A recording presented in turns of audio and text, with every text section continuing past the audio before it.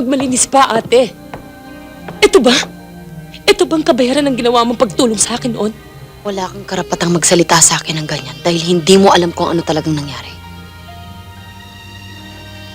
Ang lakas naman ng loob mong lokohin kaming lahat.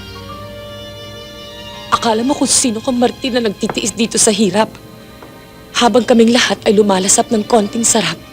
Sabihin mo na kung anong gusto mong sabihin. Sarado na rin lang ang utak mo sa paliwanag. Magkano ba sinusustento sa'yo ng asawa ko? Wala akong nalalaman sa sinasabi mo. Turingan mo, ate. Baka pwedeng ako na lang magbigay. Huwag mo nalang gugulin ang buhay namin. Napakatas mo magsalita. Umalis ka na. Hindi ko kailangan ng tulong mo. Pero itong tandaan mo. Kahit gaano katayog ang marating mo, bababa at bababa ka pa rin para makabuelo.